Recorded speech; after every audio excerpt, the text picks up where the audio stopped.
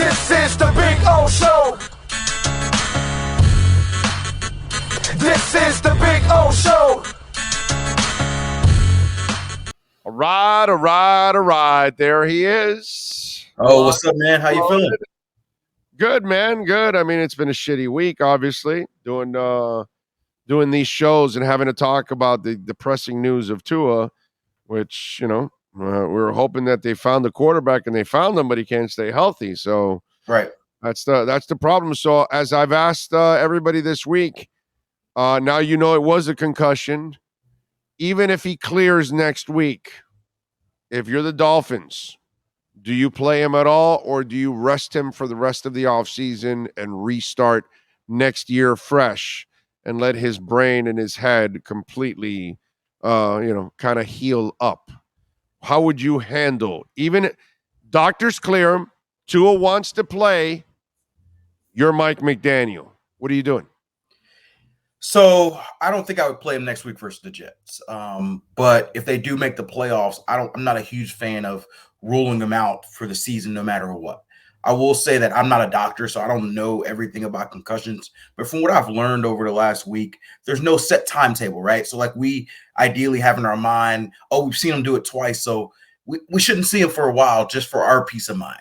Well, that's not necessarily what they say medically. Now, I will say I would probably feel uncomfortable for him missing less time than he missed the last time.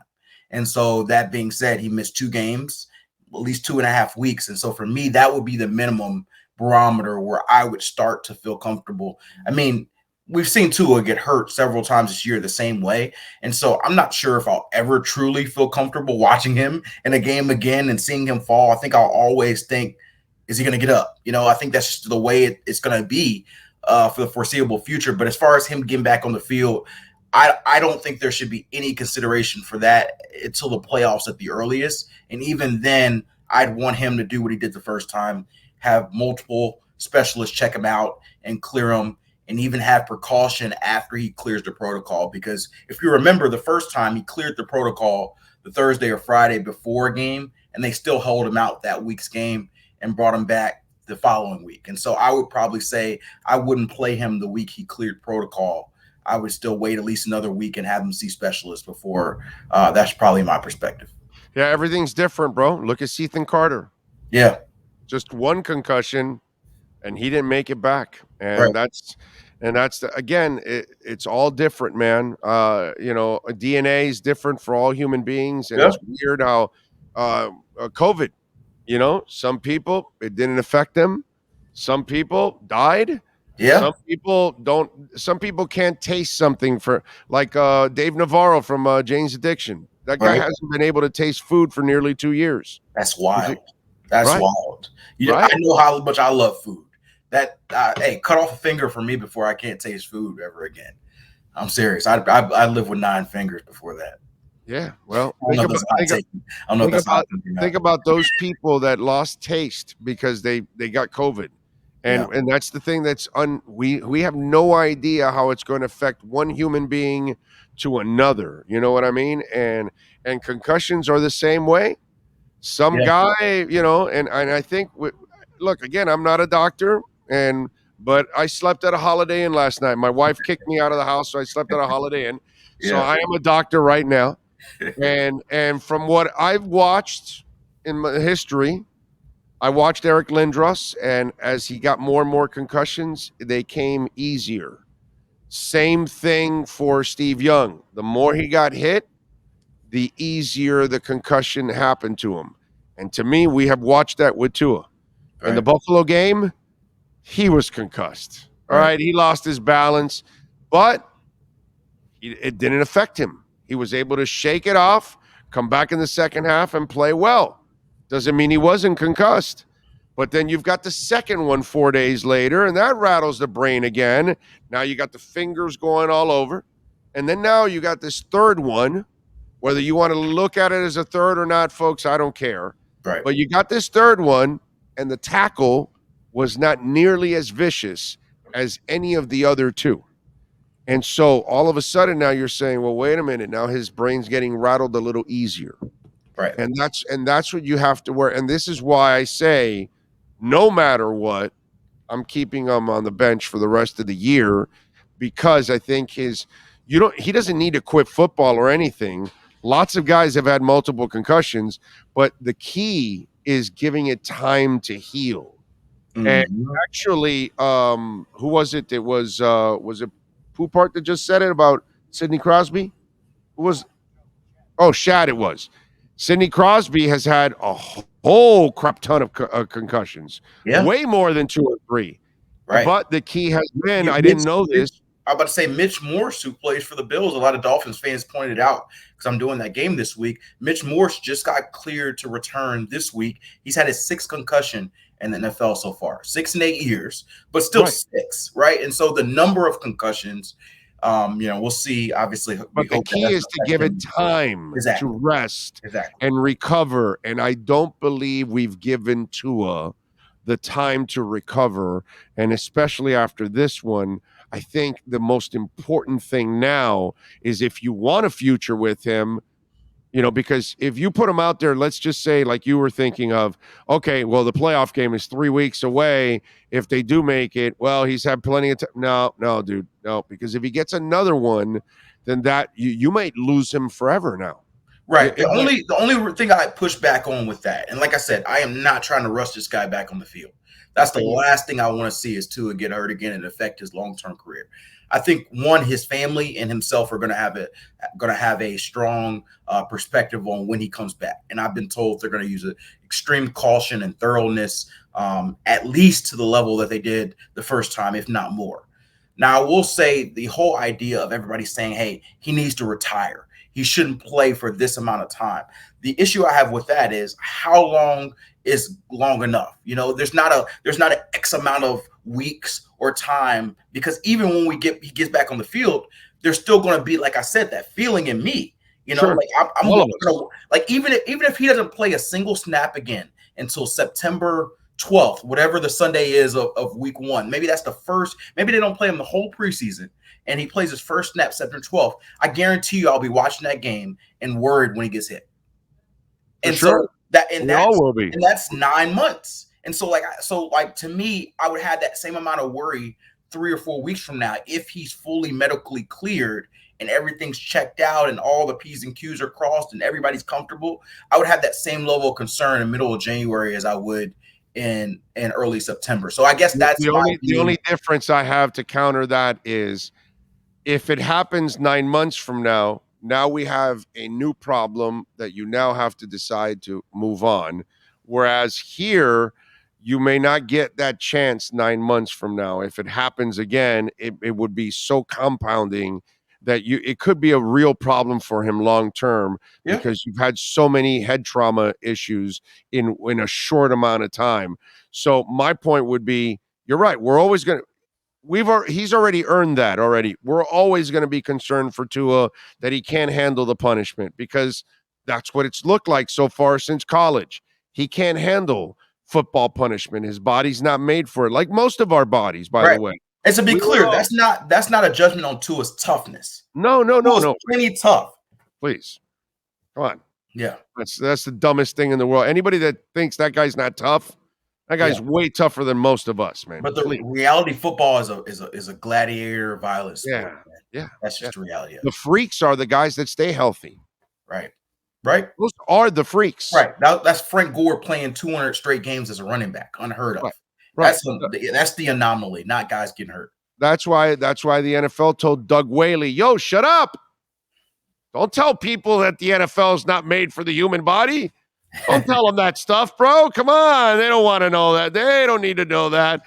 And so Doug Whaley did not get another prominent job in the NFL after that, after getting rid of him in Buffalo, because it was like, no, that guy speaks the truth. We don't need that guy right now. So yeah, it's a rough situation. All right. So does McDaniel have to win one of the next 2 games? As far as what? Like to keep his job? No. Oh, I was like, no, McDaniel's good. No. Yeah. But hold on a second. It's leading to that. If you show me you can't win a game without Tua this year, and you can't win one of the next two that are very winnable with the talent you currently have on the roster and the backup quarterback you have, he is going into next season on double secret probation on my eyes, because there's a lot of flash, but there hasn't been as much substance as I needed this season. And he has done a lot of things that have been questionable on offense and things that I have. And for me, this team is more than good enough to win one of the next two games. Yeah. If you can't win one of the next two games, I got to say, next year, I'm coming in with some question marks about Mike McDaniel, and I'm going to have that microscope on him. And yeah, maybe by the end of next year, I'm saying, yeah, you got the wrong guy. But I'm just saying, it starts with these next 2 weeks. I need to see a win in the next 2 weeks from Mike McDaniel. He must win. So you and I are on the same page, because in about 45 minutes, I'm going to have to do a quick wardrobe change. But in about 45 minutes, I'll be on NFL Network, and one of my topics is the Dolphins. And my point is, what do the Dolphins need to do this week? This has to be a Mike McDaniel game. This is not about Teddy Bridgewater. This is not about so-and-so. It's a Mike McDaniel game. He's got to win this game for the team. He's got to have Teddy Bridgewater has to be the game manager, the guy that his game plan's going through. No matter what you say about the Tua to Teddy drop off, the Dolphins still have the best playmakers on the field and compared to the Patriots defense. You have to utilize Tyreek, Jalen, Raheem Mostert, and figure out a way for those guys to consistently beat the Patriots, no matter who your quarterback is. And so that's on Mike McDaniel. And so I don't know if it's a referendum on him in his career, but it's a referendum on him in this game. And so, like, they have enough talent to be able to beat the Patriots with Teddy Bridgewater.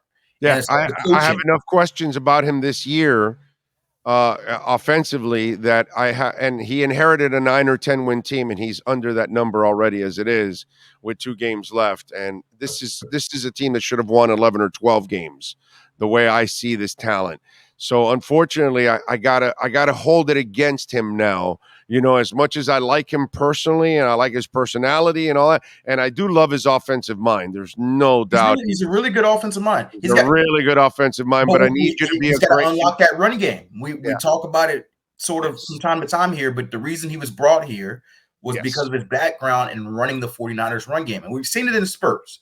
We've seen that really good game from Raheem Mostert in Buffalo. We've seen Jeff Wilson go off for a game or two. We've probably seen 4 good running games this season, 4 to 5 out of 15, right? And so this week has to be one of those weeks. They've got to rush for, 125, 150 plus yards this week to help out. Teddy Bridgewater's, you can't count on Teddy Bridgewater to throw for 300 yards and win you a game in this game. If he does, great. But to me, the picture perfect plan is you have Raheem Mostert and Jeff Wilson combining for 150 plus yards. Teddy Bridgewater's in the 200 to 250 range. You're getting a lot of yak to Tyreek Hill and Jalen Waddle. Your defense steps up and you win a 24-20 game in Foxborough. To me, that's the picture of a win this week, but that's got to be on McDaniel to game plan it, because Bill Belichick's going to be like, okay, well, we know they're going to try to take a few deep shots to Tyreek and Jalen to bail them out. And so they're going to play deep, and they're going to try to force Teddy to drive them down the field. And so you're going to need to run the ball to do that. You're going to need to get the ball to receivers and get yak yards. And so Tyreek said it really well. The guys who have the C's on their chest this week have to step up, which is himself, which is Teron Armstead if he plays, and then some of the guys on defense with 2 out. And McDaniel, who doesn't have a C on his chest, but is the ultimate C of the team, he's definitely one of those guys at the front of the list. As I've said all week, I steal the line from Top Gun and Maverick. There's one line that repeats in both movies. And did you ever see Top Gun or Maverick? I've not seen either of those movies. All right. Well, Goose, which is his co-pilot, right? In Top Gun, he says, "Come on, Mav, show me some of that pilot shit." Right. And he's got to, beat people. And then Goose dies in Top Gun. Sorry to ruin it for you 40 years later. It's later. all good. I think I've told you before, if a movie's been out for over a year and I haven't seen it, there's no such thing as a spoiler. It's 40. I've had my opportunities. Yeah, it's 40 years. So it's all good. Yeah. So and then Maverick just came out, and then his son is his co-pilot, and he says, "Come on, Mav, show me some of that pilot shit." Well, this is where I'm going. Come on, Mike McDaniel, show me some of that coaching shit. Yeah. That's what I need. Look, I'm old, bro. I get it. Yep. I've been around a while, and I watched Shula win games when his starters were out. Yep. Okay, and I've seen, and you lost to the Niners with their third stringer. Okay, so we watched other teams around the league, win with their backups. Yep. And I haven't seen Mike McDaniel win a damn game with some of the best offensive weapons in the NFL with his backup. And True Fin fan says to me, Big O, you make it sound like McDaniel would only be missing Tua. How about his missing 50% of starters? But here's my problem with True Fin fan and anybody else that wants to challenge me on this. His defense was already missing several weeks, and his defense still does what they do every single week. Last week, it was nothing on them. They did everything for you to win that game. The offense failed. Against the Bills, they kept you in the game. You chose not to run the ball. You chose to go for a 2-point conversion. You chose to put Braylon Sanders in a position to fail, and you chose to abandon that running game. So you lost that game more than anyone else, and I'm talking about Mike McDaniel. And guess what? The defense was the same in Green Bay that it was in the Buffalo game, that it's been for several weeks. They do enough for you to win. And guess what? You're going up against two mediocre offenses. So this defense should be able to keep you in the game once again. The question is, will the offense do what the defense has had to do for 20 years for the Dolphins? Bail them out because it's their job this time. And that's why I look at it this way. The offense needs to get the job done over the next 2 weeks. Yeah, they do. That's it, man. I mean, the defense has to step up too, but that to me has been an all-season thing. The offense is now, like we said earlier this year, this team is around probably week 6, week 7. We realized that this team was going to be led by the offense. Many Dolphins teams before had been led by the defense, but it became clear, not even midway point of the season, this team was going to go as far as the offense took them. And over the last few weeks, the offense sort of let them down, and now they've got the biggest challenge yet. And so you can't I'll talk to you about this though. Every team's got injuries, and so you can sit here and whine. We don't have Tua. We don't have all. That'll be great all season talk if you don't make the playoffs, right? And so at the end of the day, you got to work with what you work. And so that's on coaching. That's on Mike McDaniel. That's on the $30 million receiver in Tyreek Hill, the number one receiver you have outside of him in Jalen Waddle, the Raheem Mostert we've seen in very good spurts. Jeff Wilson we've seen in spurts. These are the guys you got to lean on. The Patriots are banged up. I don't know if you've seen their injury report. They might be down. They might be down to me at cornerback soon. So this is a situation where this is not some impossible task. This is something the Dolphins can do, and at least win one of these two, and ideally win both of them, and set themselves up with a chance to at least make it to the playoffs. And from there, we'll see what happens. I'm with you, bro. You can't start 8-3 and then lose the rest of the way. No, dude. I'm sorry. No, that's unacceptable. And that would actually be a real negative for Mike McDaniel and for me for next season. Oh, buddy, he's going to be on a real magnifying glass. That is not going to be a fun one overall. That's for damn sure. All right. Follow him on Twitter, by the way, at Cameron Wolfe. What are you doing this weekend? Oh, that's right. You're doing the Cincy game. I am. I've got the big quarterback matchup, Burrow and Allen. So we'll see. I hope it's 55 to 54 in that game. I hope it's one of the epic scoring games. But just my luck, I bet you it'll be 6-3. No shot. No shot. You're going to have a lot of points in that game. Yeah, they're going to put up points. It'll be fun, man. And then I'll be back here and probably be, unless the Dolphins lock it up this week, I'll probably be back here for the Jets game and see what they can do. I must be a blind ass fan. I really like them this week. I think they're going to win, but we'll see. I think I do think they'll win too. I don't know how confident my scale is, but if you had to have me bet, I say the Dolphins find a way.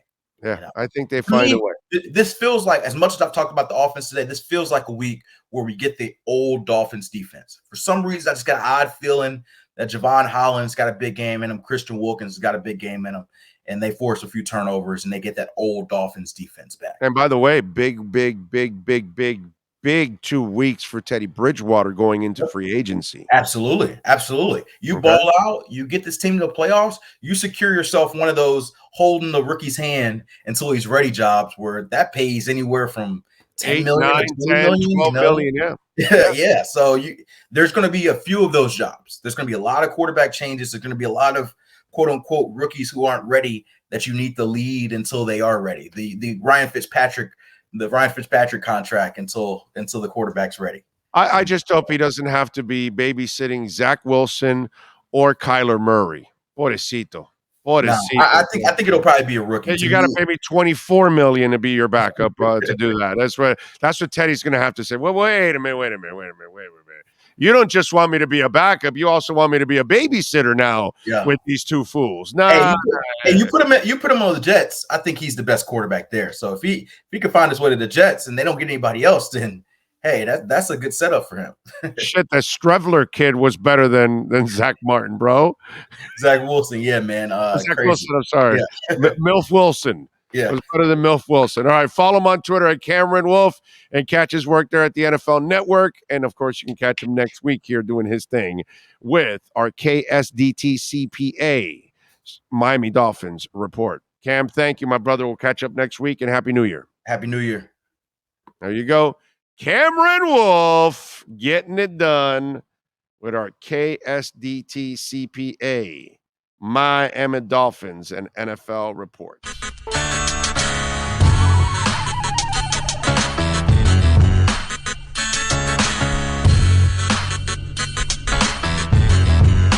This is the Big O Show. This is the Big O Show.